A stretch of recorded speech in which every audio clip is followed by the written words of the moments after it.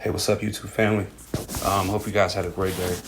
And I'm going to be posting this late. I want to come to you guys real quick. Yo, this book called Nature Knows No Color Line by J.A. Rogers. It's a bad book, man. It really is. It's a bad book. And I love how sourced it is. Each page has, at the bottom of each page in this book, are the sources to each paragraph of where the information comes from. So it's not just someone giving their opinion.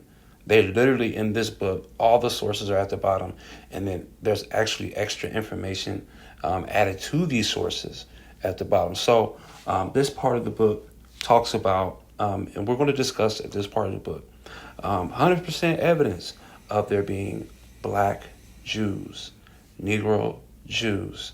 Now, this topic is really overran. I mean, there's a lot of plethora of evidence in regards to being Black Jews. But the type of evidence that's in this book and how sourced it is, how interesting it is, some of the stuff I've never heard of. And it touches on something that I've heard about, that I've done some research on, and that's about the Black Portuguese Jews and how they were kicked out of Portugal and Spain and sent to Africa and the West Indies. So without any further ado, let me just go ahead and get started. We don't have too much time. The Negroid strain.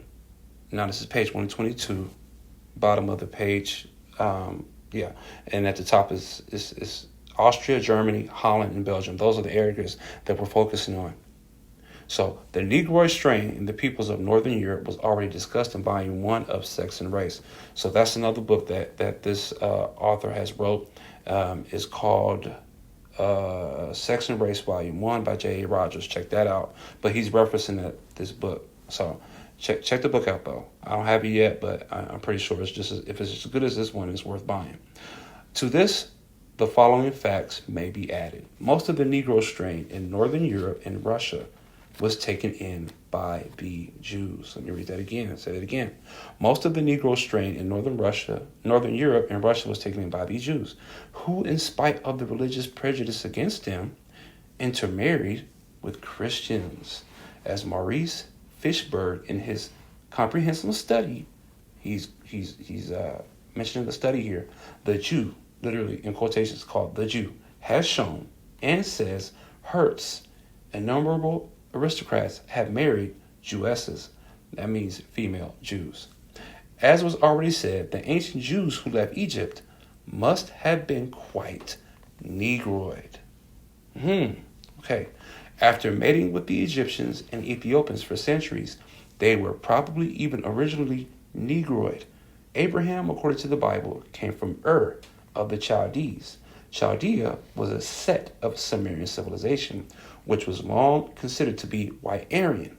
Now, before I go on, let me go ahead and give the source here.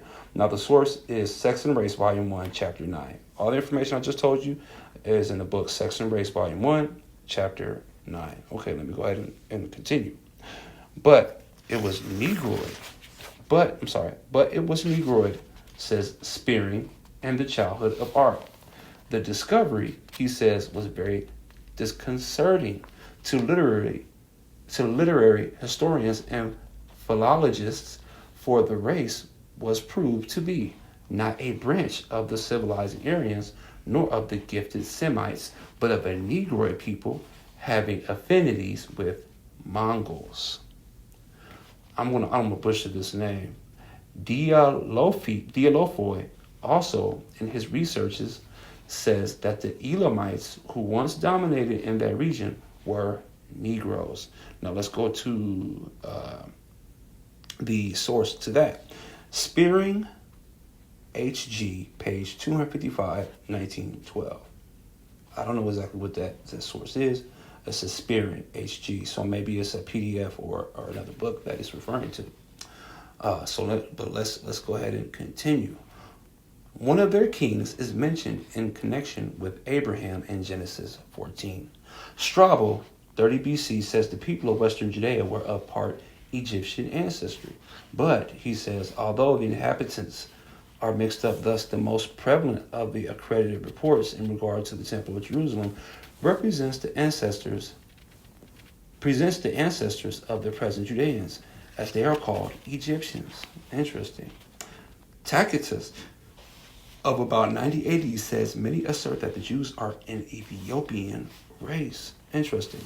So we're going to go ahead and go to that reference source. Geography says Geography 15 to 34th translation by H.L. Jones, volume 7, page 281.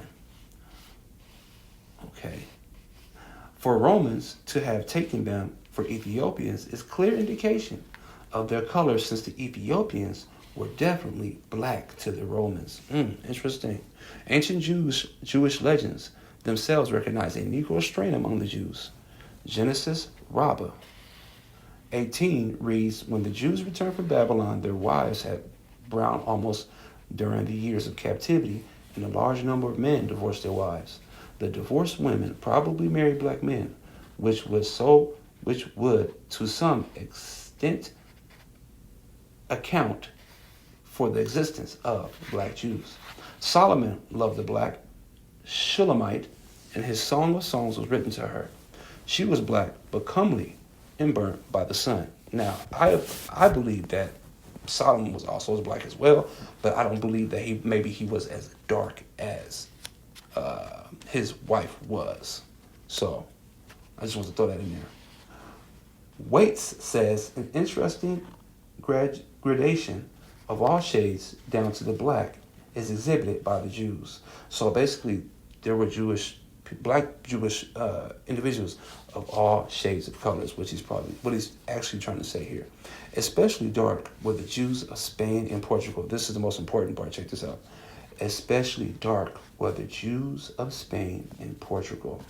The Portuguese Jews were very dark, says Pritchard. Now that source is Pritchard, J.C., Natural History of Man, page 145, 1845. And also Waits T. Introduction to Anthropology, page 47 to 48, 1863. The Duchess D. Abrantes, wife of Napoleon's ambassador to Portugal, said the Jew, the Negro, and the Portuguese could be seen in a single person. Let's read that again. The Duchess D. Abrantes, wife of Napoleon's ambassador to Portugal, said that the Jew, the Negro, and the Portuguese could be seen in a single person. So dark were the Jews, especially of Portugal and southern Spain, that many whites thought all Jews were black or dark. This belief, said Barbat, shows what an error most people are in, since he says the German Jews, as for example, those of Prague, are as white as most of their German countrymen. Many of the Jews who were banished from Portugal by John II, settled in West Indies.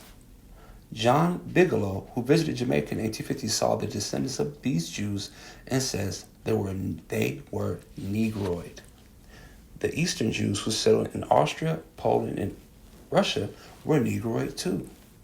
Count Adam Góralski of Poland, who visited the United States in 1857, said the Jews of his country strongly resembled American mulattoes.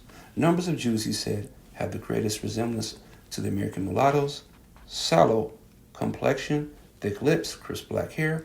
Of all the Jewish population scattered over the globe, 1/4 dwells in Poland. I am therefore well acquainted with their features. On my arrival in this country, America, I took every light-colored mulatto for a Jew. Considerable Negroid strain was found, too, among the Polish Jews in London. So I'm going to stop right there, but I've given you enough information to really affirm and prove to you that there were Jews in European countries, black Jews in European countries. So I hope you enjoyed that. It's your favorite black guy from Nebraska. Yes, there's black people in Nebraska. Please like, share, and subscribe. I'll check you out on the next one. Peace.